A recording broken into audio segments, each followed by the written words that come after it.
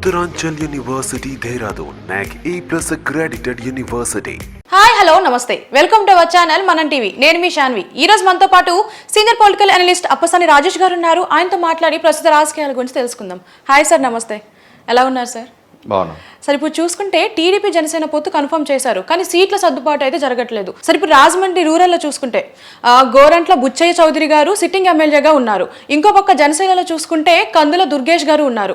మరి వీళ్ళ విషయంలో కూడా ఇట్లానే సీట్ల విషయంలో ఒక తగాదాలు జరుగుతుంది. అసలు ఎప్పుడు ఈ సీట్ల సర్దుబాటు జరిగేది? ఇప్పుడు ఒకటి వాస్తవ పరిస్థితి ఏంటి అంటే, మీరు ప్రస్తావించినట్టుగానే అధికార వైసీపీ పార్టీ నుంచి పరంపరగా వాళ్ళ అభ్యర్థిత్వాల ఖరారుకు సంబంధించిన ప్రయత్నాలు జరుగుతున్నట్టుగా వార్తలు వస్తున్నాయి. వాళ్లే విడతల వారీగా లిస్టులు రిలీజ్ చేస్తూ ఉన్నారు. కొంతమంది అభ్యర్థిత్వాలు నియోజకవర్గాల మార్పులు, కొంతమంది అభ్యర్థిత్వాలు కొత్త వాళ్ళని ప్రతిపాదించడం, ఈ ప్రహసనం కనిపిస్తూనే ఉంది. అదే సందర్భంలో తెలుగుదేశం జనసేన కూటమికి సంబంధించి కూడా అధికారిక ప్రకటనలు ఇప్పటివరకు రాందైతే వాస్తవం. అంటే ఏ పార్టీలు ఎన్ని నియోజకవర్గాల్లో పోటీ చేస్తున్నాయి, ఏ నియోజకవర్గాల్లో పోటీ చేస్తున్నాయి, ఎవరు అభ్యర్థులనే స్పష్టమైన అధికారిక సమాచారం ఇప్పటిదాకా బయటికి రాలేదనేది వాస్తవం. అదే సందర్భంలో గతంలో చంద్రబాబు నాయుడు గారు కూడా సిట్టింగ్ ఎమ్మెల్యేలందరికీ మీ అభ్యర్థిత్వాలు ఖరారు చేస్తున్నామని చెప్పని ప్రకటన చేస్తున్నారు. అంటే మీ అభ్యర్థిత్వాలు యథావిధిగా కొనసాగుతాయి, సిట్టింగ్ ఎమ్మెల్యేలు వాళ్ళకు వాళ్ళు ఏదైనా పోటీ నుంచి విరమించుకుంటే తప్ప వాళ్ళ స్థానాల్లో మార్పు చేర్పులు ఉండవు అని చెప్పని ప్రకటించడం జరిగింది. ఇటువంటి సందర్భంలో ఇప్పుడు పవన్ కళ్యాణ్ గారు నిన్న కందుల దుర్గేష్ గారిని రాజమండ్రి రూరల్ స్థానానికి ప్రతిపాదిస్తూ మీరు పనిచేసుకోమని చెప్పినట్టుగా దుర్గేష్ గారు బయటకు వచ్చి మాట్లాడటం జరిగింది.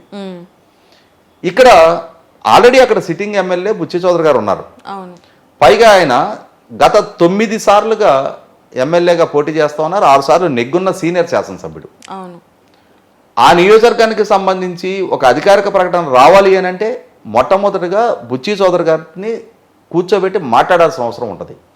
అది తెలుగుదేశం పార్టీయా జనసేన నాయకత్వాలు ఇరువురు కలిసి కూర్చొని నిర్ణయం చేయాల్సిన వ్యవహారం. అది ఏకపక్షంగా పవన్ కళ్యాణ్ గారు ప్రకటించిన మాత్రాన, ఏకపక్షంగా పవన్ కళ్యాణ్ గారు మీరు పనిచేసుకోమని దుర్గేష్ గారికి చెప్పిన మాత్రాన అది పొత్తులో సాధ్యం కాదు. విడివిడిగా పార్టీలు పోటీ చేయదలుచుకున్నప్పుడు ఎవరి పార్టీ ఏ అభ్యర్థిని ఖరారు చేసుకున్నా, ఎవరు ఎంతమందిని పోటీకి పెట్టుకున్నా అభ్యంతరం ఉండదు. కానీ కూటమిగా పోటీ చేయాలని చెప్పని ఒక నిర్ణయానికి వచ్చిన సందర్భంలో, కూటమి తరపున అభ్యర్థిత్వాలు ఖరారు చేసే సందర్భంలో, కూటమి తరపున ఎవరు ఏ నియోజకవర్గంలో అని చెప్పని ఒక ఏకగ్రీవ నిర్ణయం తీసుకునే సందర్భంలో ఇటువంటి ఏకపక్ష ప్రకటన 100% అది కూటమికి మేలు చేసే ప్రకటన అయితే కాదు. అది ఖచ్చితంగా సీనియర్ శాసనసభ్యుడు ఆయన్ని విశ్వాసంలోకి తీసుకొని ఒకవేళ అక్కడ జనసేన అభ్యర్థికి ఇవ్వాల్సిన పరిస్థితులు ఉత్పన్నమైతే మొట్టమొదటిగా చంద్రబాబు నాయుడు గారు గోరంట్ల బుచ్చయ్య చౌదరి గారిని సమాధాన పరచాల్సిన అవసరం ఉంటుంది. ఆయనకి నచ్చ చెప్పిన తర్వాత ఇట్లాంటి ఒక సంక్లిష్ట పరిస్థితుల్లో కూటమి వల్ల వాళ్ళకి ఇవ్వాల్సి వస్తుంది, మీకు వేరే రకమైన గుర్తింపు ప్రాధాన్యత ఇస్తాము అని చెప్పని ఆయనకి నచ్చ చెప్పి ఆయన సహకారం కూడా తీసుకోవాల్సిన అవసరం ఉంటుంది. ఎందుకంటే ఆయన 4 సార్లు రాజమండ్రి సిటీ నుంచి నెగ్గారు, 2 సార్లు రాజమండ్రి రూరల్ నుంచి నెగ్గారు. గతంలో రాజమండ్రి సిటీ నుంచి నెగ్గిన ఆయన్ని అక్కడ ఆదిరెడ్డి భవానీ గారి కోసం రాజమండ్రి రూరల్కి మార్చడం జరిగింది. ఇప్పుడు రాజమండ్రి రూరల్లో కూడా 2 సార్లు నెగ్గున్నారు ఆయన. గత 2019 ఎన్నికల్లో తెలుగుదేశం పార్టీ రాష్ట్ర వ్యాప్తంగా ఘోర ఓటమిని ఎదుర్కొని 23 స్థానాలకు పరిమితమైన సందర్భంలో కూడా ఆయన 9వ పోటీ చేస్తూ రాజమండ్రి రూరల్ నుంచి నెగ్గడం జరిగింది. 6వసారి చట్టసభకు ఎన్నిక కావడం జరిగింది. రేపు ఎదుర్కోబోతున్నది 10వ ఎన్నిక. అంతటి సుదీర్ఘ అనుభవం ఉన్న నాయకుడి విషయంలో కూటమిలో పవన్ కళ్యాణ్ గారి పార్టీ ఏకపక్ష నిర్ణయాలు 100% అది అమలు జరగవు.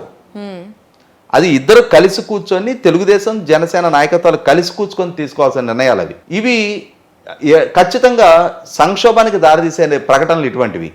అది పవన్ కళ్యాణ్ గారి స్థాయిలో చేసిన ప్రకటన లేదు, ఈ దుర్గేష్ గారి స్థాయిలో చేసిన ప్రకటన అనేది మొట్టమొదటిగా ఆ పార్టీ నుంచి వివరణ ఇవ్వాల్సిన అవసరం ఉంటుంది. ఎందుకంటే అక్కడ ఆల్రెడీ సిట్టింగ్ శాసనసభ్యుడు ఉన్నాడు.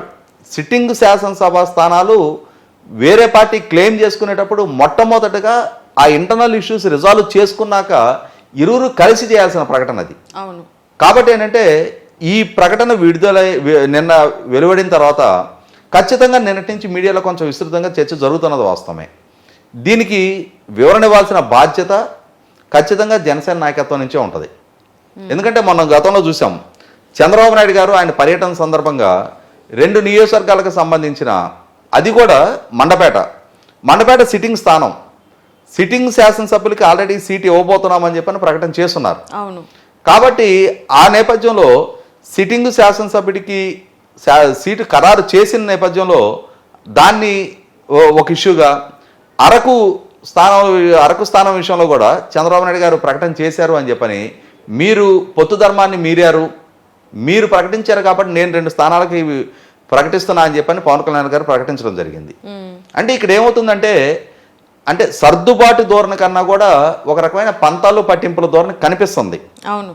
ఇది సరైన సంకేతాలు శ్రేణులకు పంపించల్లా, ప్రజలకు పంపించల్లా, ప్రత్యర్థులకు అసలు సరైన సంకేతాలు పంపించల్లా. ఖచ్చితంగా శ్రేణుల మధ్య సైజ్యతోటి ఎన్నికలను ఎదుర్కోవాలి, రాష్ట్రాన్ని ప్రస్తుతం ఉన్న పరిస్థితుల నుంచి గట్టెంకించాలి అని అంటే ఈ 2 పార్టీలు కలిపి కూటమిగా పోటీ చేయాల్సిన అవసరం ఉంది అని చెప్పని పవన్ కళ్యాణ్ గారు పదే చెప్తా ఉన్నారు.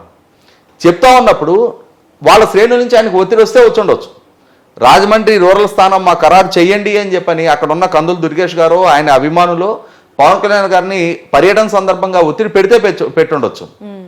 పెట్టిన మాత్రాన తన శ్రేణులకు తను నచ్చ చెప్పాలి, నాయకత్వ పటిమది. ఇవాళ శ్రేణులు డిమాండ్ చేశారని చెప్పని నాయకుడు డీల్ అవటం కాదు, నాయకుడు చెప్పింది శ్రేణులు వినాలి. అవును. నాయకుడు ఒక నిర్ణయం తీసుకుంటే దానికి శ్రేణులు కట్టుబడాలి. మేము కూర్చొని మాట్లాడి ఒక నిర్ణయం చెప్తాం, మేము 2 పార్టీల అధ్యక్షులను కూర్చొని నిర్ణయం చేస్తాం. ఆల్రెడీ సిట్టింగ్ శాసనసభ్యుడు ఉన్నాడు అక్కడ, ఆ స్థానాన్ని మనం కోరుకునే సందర్భంలో వారికి మొట్టమొదట నచ్చ చెప్పాల్సిన అవసరం ఉంటుంది అని చెప్పని తన శ్రేణులకు నచ్చ చెప్పాల్సిన బాధ్యత పవన్ కళ్యాణ్ గారిది. కానీ ఇక్కడ పవన్ కళ్యాణ్ గారు శ్రేణులు ఒత్తిడి పెట్టారు కాబట్టి అని చెప్పని వారు ప్రకటన చేశారా లేదో అధికారికంగా ఇంకా తెలియదు. కందులు దుర్గేష్ గారి ప్రెస్ మీటే మనం వింటున్నాం. అది పవన్ కళ్యాణ్ గారు అట్లా చెప్పకపోయినా కందులు దుర్గేష్ గారు చెప్పారు అన్నప్పుడు ఆ వివరణ దుర్గేష్ గారి నుంచి తీసుకోవాల్సిన బాధ్యత పార్టీది. లేదు పవన్ కళ్యాణ్ గారు అటువంటి ప్రకటన వాళ్ళ శ్రేణులకి అటువంటి సందేశం శ్రేణులకు ఇచ్చారు అనుకున్నప్పుడు ఖచ్చితంగా అది ఆ పొత్తు ధర్మాన్ని విఘాతం కలిగించినట్టుగానే భావించాల్సి ఉంటుంది అది. కాబట్టి ఇవాళ ఇప్పుడే తొలి అడుగులు పడతా ఉన్నాయి. పొత్తులో కొనసాగాలని ఒక నిర్ణయం తీసుకున్నారు. 2 పార్టీలు కలిపి ఉమ్మడి కార్యాచరణ దిశగా ప్రయత్నాలు చేస్తూ ఉన్నారు, ఉమ్మడిగా సభల్లో పాల్గొంటూ ఉన్నారు. అదే సందర్భంలో పవన్ కళ్యాణ్ గారు భీమవరం వచ్చిన సందర్భంగా, విశాఖపట్నం పర్యటన సందర్భంగా అక్కడ స్థానిక తెలుగుదేశం నాయకులతో కూడా కలుస్తూ ఉన్నారు. చంద్రబాబు నాయుడు గారు పాల్గొనే సభల్లో జనసేన నాయకులు పాల్గొంటున్నారు, నారా లోకేష్ సభల్లో జనసేన నాయకులు పాల్గొంటున్నారు. భువనేశ్వర్ గారి నిజం గెలవాలి కార్యక్రమాల్లో కూడా జనసేన కార్యకర్తలు పాల్గొంటున్నారు. ఇట్లాంటి కోఆర్డినేషన్ శ్రేణుల మధ్య బిల్డప్ అవుతున్న సందర్భంగా 2 పార్టీల మధ్య ఒక ఎమోషనల్ కనెక్టివిటీ తోటి ఓటర్ ట్రాన్స్ఫర్ ప్రాపర్గా జరగాలనే ఉద్దేశంతో రాష్ట్ర స్థాయి నుంచి నియోజకవర్గ స్థాయి వరకు సమన్వయ కమిటీలు ఏర్పాటు చేసుకొని ఆ సమావేశాలు పదే జరుపుకుంటున్న నేపథ్యంలో అధినాయకుల స్థాయిలో ఇటువంటి తప్పటడుగులు వేసి మొత్తం శ్రేణుల్లో అయోమయాన్ని సృష్టించే ప్రయత్నం జరగకూడదు. ఇది అంటే ఆ పర్టికులర్గా Rajahmundry rural seat Telugu Desam sitting seat, అది ఒక సీనియర్ శాసనసభ్యుడికి సంబంధించిన సీటు.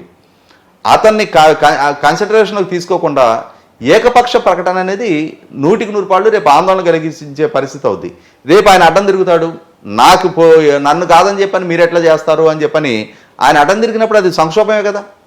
ఆయన సహకారం లేకుండా దశాబ్దాల కాలంగా అక్కడ రాజకీయం చేస్తున్న ఆయన సహకారం లేకుండా రేపు జనసేనకి ఏకపక్ష ప్రకటన చేసిన మాత్రాన జనసేన గెలుపు కూడా నల్లేరు మీద నడకేం కాదు. అప్పుడు అటువంటి పరిస్థితిలో ప్రాపర్గా ఓటు ట్రాన్స్ఫర్ జరగాలి అని అన్నా ఆ కార్యకర్తల మధ్య శ్రేణుల మధ్య విభేదాలు లేకుండా కలిసిమెలిసి పనిచేస్తేనే సాధ్యం. అది ప్రత్యర్థి రాజకీయంగా బలంగా ఉన్నాడు, యంత్రాంగ పరంగా బలంగా ఉన్నాడు, ఆర్థిక వనరుల పరంగా బలంగా ఉన్నాడు, మీడియా సపోర్ట్ పరంగా బలంగా ఉన్నాడు, వ్యూహకర్తల పరంగా బలంగా ఉన్నాడు, అన్నిటికన్నా ముఖ్యంగా వాలంటీర్ లాంటి లక్షల మంది సైన్యాన్ని కలిగి ఉన్నాడు అతను.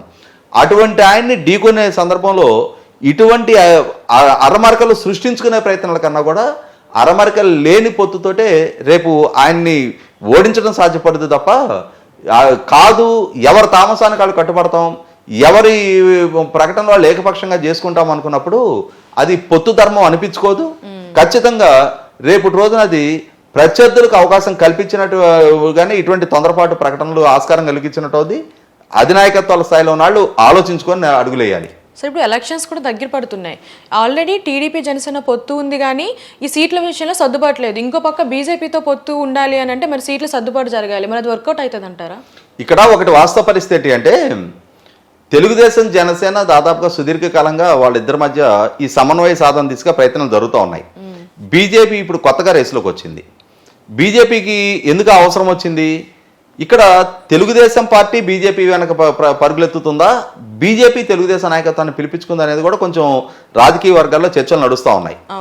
మీరు గమనించుకుంటే తెలంగాణ అసెంబ్లీ ఎన్నికలకు ముందు చంద్రబాబు నాయుడు గారు అరెస్టుకు ముందు ఒకసారి అమిత్ షా గారు, నడ్డా గారు చంద్రబాబు నాయుడు గారిని పిలిపించుకోవడం జరిగింది.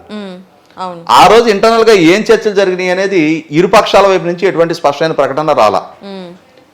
అదే సందర్భంలో తెలుగుదేశం పార్టీ తెలంగాణ ఎన్నికల్లో పోటీ నుంచి కూడా విరమించుకోవడం జరిగింది. ఆ తర్వాత మరొకసారి మొన్న మళ్ళీ అమిత్ షా గారి నుంచే పిలుపు రావడం జరిగింది. అంటే ఇక్కడ గతంలో తెలుగుదేశం పార్టీ తోటి సైజ్య దిశగా అడుగులు కూడా వేయడానికి సిద్ధపడని భారతీయ జనతా పార్టీ ఇప్పుడు ఎందుకు ఎన్డీఏని బలోపేతం చేసుకోవడానికి దక్షిణాదిలో కొత్త మిత్రుల కోసం ప్రయత్నం చేస్తుందని ఆలోచన చేసినప్పుడు మనకి స్పష్టమైన సంకేతం ఒకటి తెలుస్తుంది. ఏంటి అంటే ఈ మధ్యకాలంలో కర్ణాటక ముఖ్యమంత్రి సిద్ధరామయ్య గారు, కేరళ ముఖ్యమంత్రి విజయన్ గారు, తమిళనాడు ముఖ్యమంత్రి స్టాలిన్ గారు కేంద్ర ప్రభుత్వం దక్షిణాది రాష్ట్రాల పట్ల వివక్ష ప్రదర్శిస్తుంది, మా దగ్గర నుంచి కలెక్ట్ చేస్తున్న ట్యాక్స్ కి ప్రపోర్షనేట్ గా మాకు వస్తున్న గ్రాంట్స్ ని పోల్చి చూసినప్పుడు మా దగ్గర నుంచి వసూలు చేస్తున్న రూపాయలు 13 పైసలు 14 పైసలు మాత్రమే మా రాష్ట్రాలకు దక్కుతా ఉన్నాయి. ఇది దక్షిణాది రాష్ట్రాల పట్ల ప్రదర్శిస్తున్న వివక్ష. వేరే ఉత్తరాది రాష్ట్రాల్లో మీకు ₹1 ఆ రాష్ట్రాల నుంచి సెంట్రల్ పూర్కి కంట్రిబ్యూషన్ ఉంటే వాళ్ళకి 2.5 నుంచి 7 రూపాయల వరకు కూడా గ్రాంట్లు దక్కుతూ ఉన్నాయి. అంటే ఇక్కడ మా నుంచి వసూలు చేసిన పన్నులు ఉత్తరాది రాష్ట్రాలకి పంచిపెడుతూ ఉన్నారు, వాళ్ళ పట్ల అవ్యాజమైన ప్రేమ చూపిస్తూ ఉన్నారు, మా పట్ల వివక్ష ప్రదర్శిస్తున్నారు. ఇదే వరవడు కొనసాగిన పక్షంలో రేపటి రోజున దక్షిణ భారతదేశం ఇంకొక దేశంగా విడిపోయినా కూడా తప్పు లేదు అని చెప్పని డీకే శివకుమార్ గారి సోదరుడు స్థాయి నుంచి అటువంటి స్టేట్మెంట్ వచ్చినాక పార్లమెంట్ ఎన్నికలు సమీపిస్తున్న నేపథ్యంలో తాము ప్రదర్శిస్తున్న వివక్ష కారణంగా ఉత్తరాది వర్సెస్ దక్షిణాదిగా అదొక వివాదంగా చెలరేగిన పక్షంలో రేపటి రోజున తమకు మేలు చేయదనే అంచనాతోటి ఇవాళ తెలుగుదేశం పార్టీ లాంటి సుదీర్ఘ నేపథ్యం ఉన్న పార్టీని, సుదీర్ఘ రాజకీయ అనుభవం ఉన్న నాయకుడైన చంద్రబాబు నాయుడు గారిని ఎన్డీఏలో కీలక భాగస్వామిగా చేసుకున్నప్పుడు ఇటువంటి వివాదాలకు ఆస్కారం ఉండదనే ఉద్దేశంతో భారతీయ జనతా పార్టీ ముందు జాగ్రత్తగా చంద్రబాబు నాయుడు గారిని అప్పటికప్పుడు పిలిపించుకోవడం జరిగింది. ఇవాళ చంద్రబాబు నాయుడు గారికి అమిత్ షా గారికి మధ్య జరిగిన చర్చలు అధికారిక సమాచారం ఇరుపక్షాల నుంచి ఇప్పటిదాకా వాళ్ళు పిలిచారు, నేను వెళ్ళి కలిసి వచ్చాను, వాళ్ళు ఎన్డీఏలో తిరిగి చేరమని ఆహ్వానించారు, నేను ఆలోచించుకొని మా వాళ్ళతో మాట్లాడి చెప్తానన్నాను అని చెప్పని చంద్రబాబు నాయుడు గారు వాళ్ళ శ్రేణులకు తెలియజేసినట్టుగానే వార్తలు బయటకు వచ్చినాయి. కానీ ఇప్పటికీ ఎవరెవరు ఎన్ని స్థానాల్లో పోటీ చేస్తున్నారు, వాళ్ళేం ప్రతిపాదించారు, వీళ్ళేం సమాధానం చెప్పారు, ఇవాళ కూటమిలో ఉన్న జనసేన పార్టీ, భారతీయ జనతా పార్టీ మధ్య, తెలుగుదేశం పార్టీ మధ్య ఆ సైజులో ఎవరు ఎన్ని స్థానాల్లో పోటీ చేస్తారనే లెక్క ఇప్పటి వరకు తేల్లా. ఖచ్చితంగా అది తేలాల్సిన అవసరం ఉంది. అది ఒక స్పష్టత వచ్చిన తర్వాతే ఈ పార్టీల వైపు నుంచి ఇంటర్నల్గా వీళ్ళు ఎక్సర్సైజెస్ పూర్తయిపోయినాయి. అంటే జనసేన తెలుగుదేశం కూటమి మధ్య ఎవరెవరు ఎన్ని స్థానాల్లో పోటీ చేయాలి అనేది ఒక ఇన్ ప్రిన్సిపల్ ఒక అంగీకారానికి వచ్చారు. ఏ స్థానాలు అనే దగ్గర కాన్ఫ్లిక్ట్ ఎరైజ్ అవుతుంది. ఎందుకంటే కొన్ని నియోజకవర్గాల్లో ఇద్దరికి కామన్ ఇంట్రెస్ట్ ఉంది, అక్కడ కూర్చొని రిజాల్వ్ చేసుకోవాల్సిన అవసరం ఉంది. ఇప్పుడు భారతీయ జనతా పార్టీ కొత్తగా రేసులోకి వచ్చింది. ఈ కొత్తగా రేసులోకి వచ్చిన నేపథ్యంలో వాళ్ళని ఎవరిని ఎక్కడ అకామిడేట్ చేయాలి, ఎన్ని చోట్ల అకామిడేట్ చేయాలి, ఇది కూడా చాలా కీలకంగా నడుస్తున్న చర్చల నేపథ్యంలో కొంత కాలాతీతం అవుతున్నది వాస్తవమే. ఈ వారంలో ఒక షేప్కి వస్తుందని చెప్పని అంటున్నారు. వేచి చూద్దాం. Yeah sir, thank you sir.